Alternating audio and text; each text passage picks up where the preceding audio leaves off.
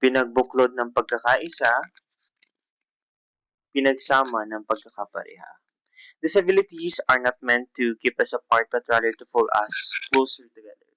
So I think guys you have an idea of what we're going to talk right now. What we are going to talk right now is um, the components of special and inclusive education in students. So disabilities are not meant to keep us apart but rather to pull us closer together. The six components of the special and inclusive education creates an avenue, a way for students to express themselves fully without worrying from exclusion.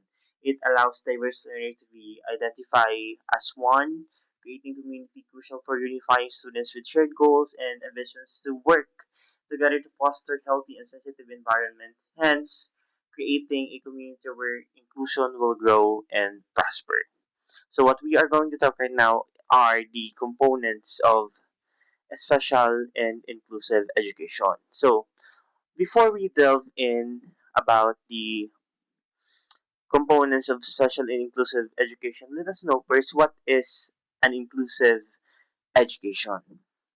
In the 21st century era, we often heard about special and inclusive education. But what really is special and inclusive education? Inclusion and special education were quite different from each other, but both plays a crucial part in a country's education system. Inclusion is about welcoming and acknowledging diversity by providing various responses to diverse needs of learners in formal and informal education system and settings. It provides equal opportunity for all of regardless of age, demographic profile, or anything, or economic profile. While special education is program that caters to the education need of learners with disabilities, giftedness, and talents apart from their age peer. We have six components of a special and inclusive education. What are those? Number one is the child fine system. The child fine system is secured under Republic Act 11650 or the Inclusive Education Act of the Philippines. It is a system of identification, location, and evaluation of learners with possible disabilities who are not receiving basic education services.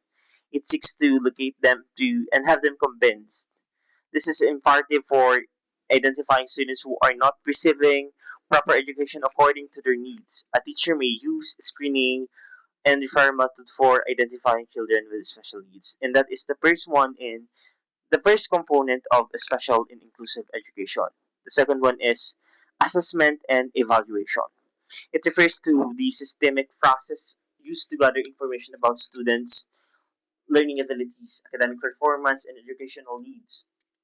This is a tool or one method teacher can use in order for them to identify students with disabilities or special needs.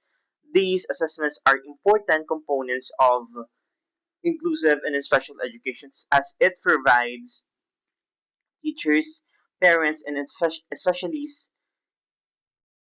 with valuable information to make decision and evaluation whether a child is qualified for educational program that would cater to their needs. And the third one is the EIP, the IEP. What does IEP stand for? Or the Individualized Education Program. We often heard of the EIP, but what really is EIP? It's a MAF, a layout program of special and inclusive education, system instruction support and services that would cater to the child needs to make progress and thrive in school. It all started with the evaluation of whether a child is qualified. Having this program gives students, schools, and families a legal protection. It lets everyone to work cohesively to achieving best education for the child, allowing them to participate in decision making for their child.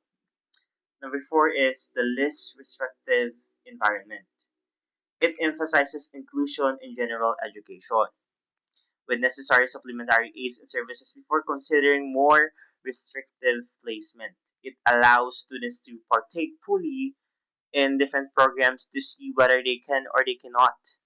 Its goal is to avoid removing children from general education. So, before casting you out to special education, s- this less restrictive environment must come first. Now, um, its goal is to avoid removing children from general education. So, that is the main goal of less restrictive environment.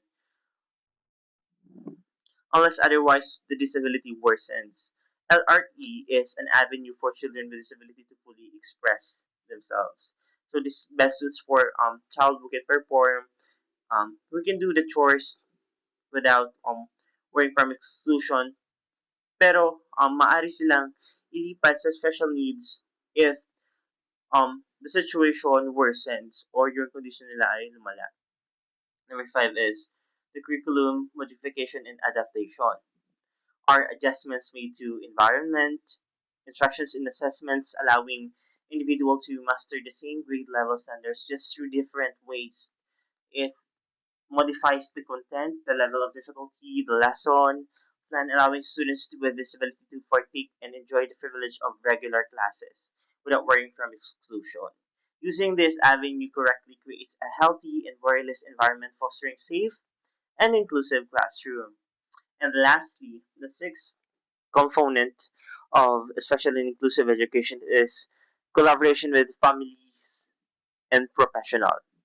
It allows educators to further enhance their teaching style and processes to provide more help or assistance to the child as they are the ones who are expert in child's condition. They will provide an adequate and profound insight about the child's condition. It creates a working team of individual to addressing the child needs. And those are the components of special and inclusive education programs that we might apply to children in special and inclusive education.